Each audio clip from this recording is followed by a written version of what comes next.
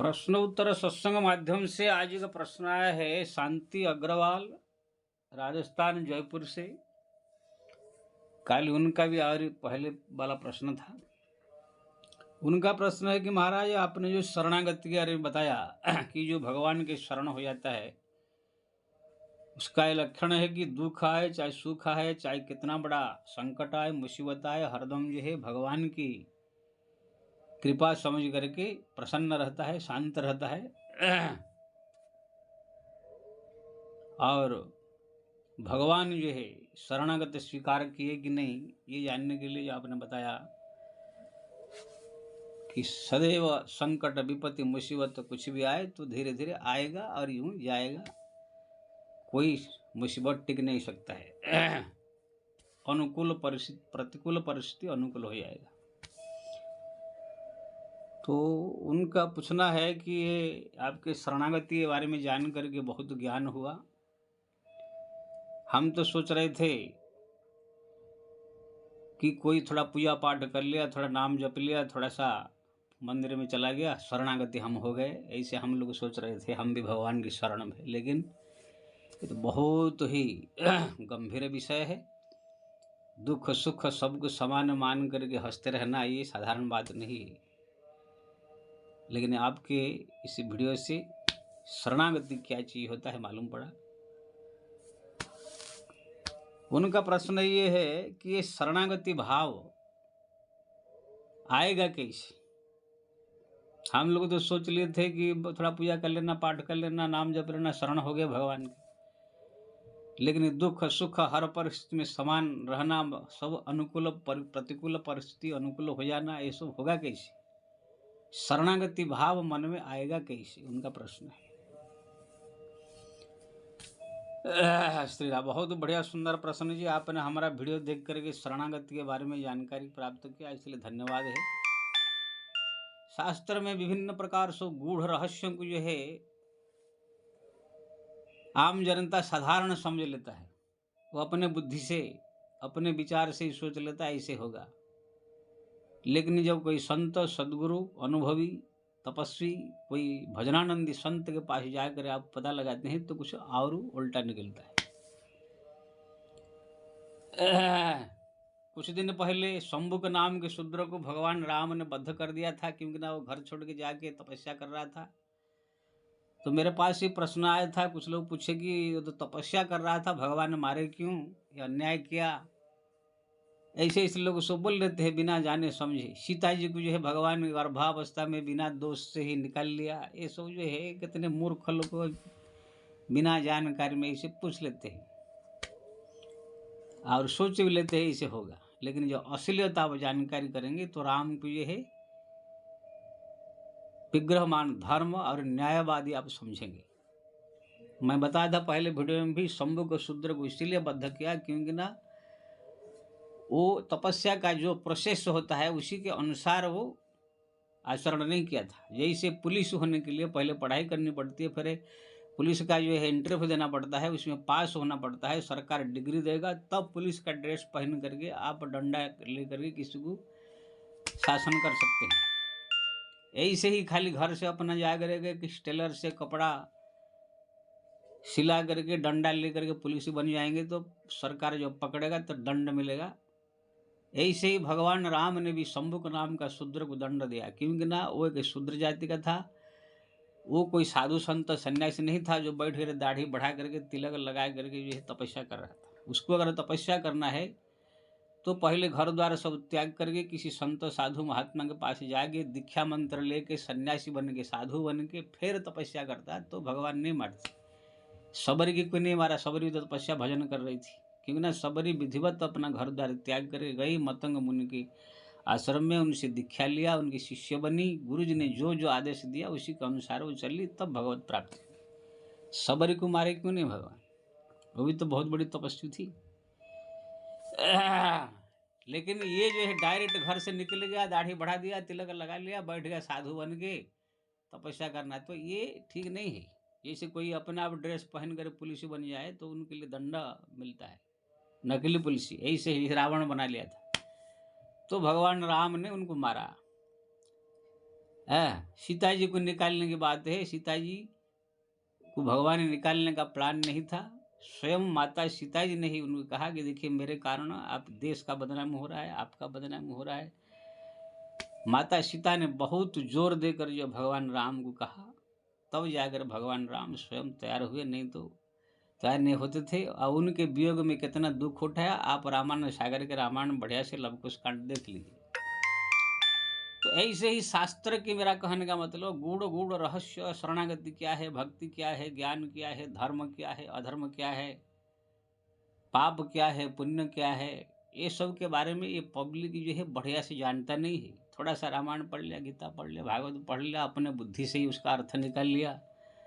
आजकल को नए नए ढकोसले कथाकार आ गए हैं, न पुराण पढ़ते, न शास्त्र, न तपस्या, न कोई साधना, न कोई नाम जप, कुछ नहीं है। खाली पैसा कमाने के धंधा को लक्ष्य रख करके इधर उधर रट लेते हैं, कैसेट सब रट लेते हैं, जाकर पब्लिक को बेवकूफ बना के मनोरंजन कर देते हैं। तो वो लोग से कोई ज्ञान प्राप्त होने वाला है नहीं। लेकिन अगर कोई तपस्वी संत और जो भजनानंदी होगा, ऐसे लोग के पास जाओगे तो आप शास्त्र का कुछ अलग अर्थ मिलेगा आपको। तो आपने जो है शरणागति के बारे में पूछा कि ये शरणागति भाव आएगी कैसी। देखिए जी, इतना बड़ा भाव, शरणागति भाव आ जाना आसान बात नहीं है। आपके जीवन में दुख आए, सुख आए, कितना कष्ट आए, मुसीबत आए, हरदम भगवान की ही कृपा, भगवान की इच्छा समझ कर प्रसन्न रहना, ये कोई साधारण बात नहीं है। रामकृष्ण परमहंस के गले में कैंसर हो गया था तो भी वो मुस्कुराते रहते थे। ध्रुव के प्रहलाद के जीवन में कितना कष्ट आए तो भी वो मुस्कुराते रहते थे। तो ये सब कोई साधारण बात नहीं है। विभीषण के पूरा वंश नाश हो गया तो भी भगवान राम को कभी शिकायत नहीं किया कि आपने मेरा वंश को मार दिया। तो कहने का मतलब ये है, ये भाव जो है कोई दुकान में, बाजार में इसे नहीं मिलता है, जाए पैसा दे खरीद ले। ना कोई करोड़पति, ना कोई नेता दे सकता है, ना कोई सेठ दे सकता है, ना कोई साधु संत महात्मा जाओ इसे रखा हुआ है दे देगा आपके हृदय। ये स्वयं को भजन करना होगा, राम नाम जपना होगा, भगवान का नाम जप करते करते करते करते करते करते करते करते भगवान की कृपा से ही अपने आप वो शरणागति भाव आपके जीवन में आ जाएगा। वो शक्ति आपके पास भगवत कृपा से आ जाएगी। आप स्वयं जो है, कोई भी दुख आए, कोई भी कष्ट आए, आप हंसते हुए मुस्कुराते रहोगे। कोई संकट आए, मुसीबत आए तो मुस्कुराते रहोगे। आओ, जो भी कष्ट, तकलीफ, परेशानी आएगा, यूं हंसते हुए चला जाएगा। उसको ज़्यादा परेशान नहीं करेगा, भगवत कृपा हो जाएगा। शरणागति अगर हो गया तो यही एक शरणागति का लक्षण है। कोई भी दुख, संकट, मुसीबत, परेशानी किसके जीवन में आया तो भी देखो ये मुस्कुराते रहता है, हंसता रहता है, पता नहीं चलता है कि दुख है कि नहीं। ये शरणागति का लक्षण है। अगर ऐसे लक्षण अगर है, भगवान के ऊपर ही छोड़ देता है तो फिर भगवान की कृपा से उनके कितने भी संकट मुसीबत हो, अपने आप ही यूं आएगा, यूं चला जाएगा। जैसे नाला का पानी आ रहा है, चला गया। ऐसे ही दुख, संकट, मुसीबत आएंगे, यूं जाएंगे। लेकिन किसी का दुख, संकट तक टिके करे ही रहता है। मान लीजिए किसका किडनी खराब हो गया, कुछ हो गया, खराब हो गया तो हो गया, ठीक हो ही नहीं रहा है। कोई अंधा है, अंधा हो गया तो हो गया। तो ये सब जो है शरणागति का लक्षण नहीं। अगर शरणागत कोई हो जाए तो भगवत कृपा ऐसे करे तो किडनी भी ठीक हो जाए, आंख भी ठीक हो जाए। बिल्लो मंगल का आंख ठीक हो गया तो अंधा थे, दोनों भगवान ने हाथ फेर दिया, बिल्लो मंगल का दोनों आंख ठीक है। शरद सूरदास जी जो है दिव्य दृष्टि प्रदान कर दिया। कुब्जा को जो है, कुबरी थी एकदम, मथुरा के दिव्य बना के कन्या बना दिया उसको। हाँ, तो भगवान के सब करने में क्या है, शरीर तो उनका बनाना हाथ है। लेकिन अगर नहीं कर रहे हैं, कष्ट सहन कर रहा है कोई, तो ये शरणागति नहीं। वो खाली ऊपर से शरणागति का नाटक कर रहा है।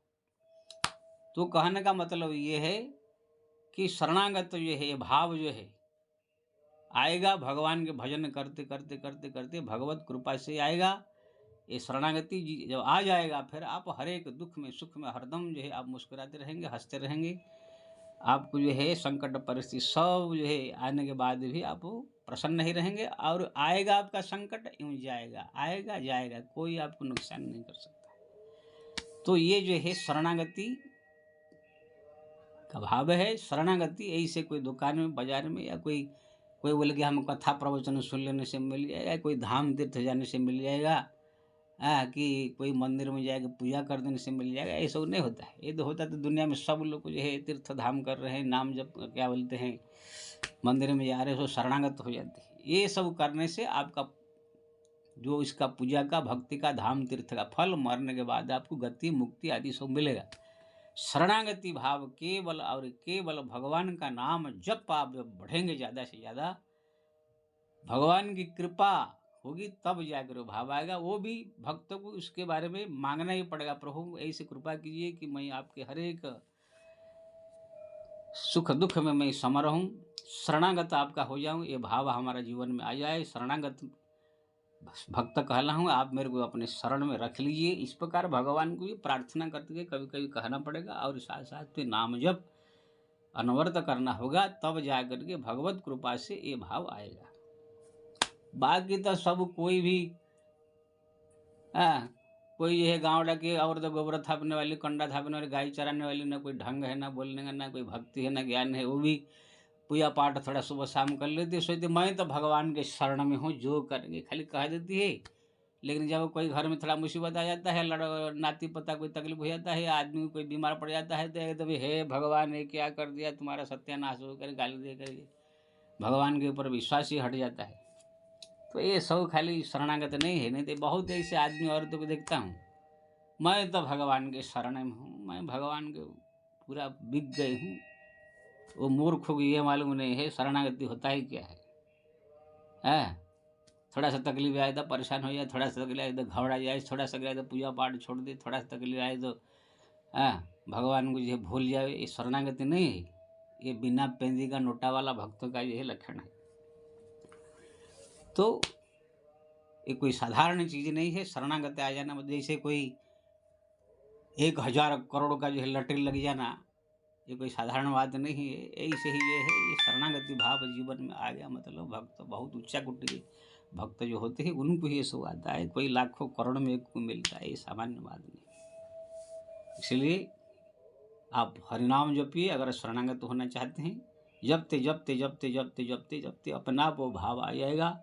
जब शरणागति भाव आ जाएगी, भगवान की कृपा से सब परिस्थिति आपका अनुकूल हो जाने लगेगा, सब दुख सुख आएगा, सब संकट निवारण हो जाएगा, आपके जीवन में सुख शांति सब बनी रहेगी। जय श्री राम।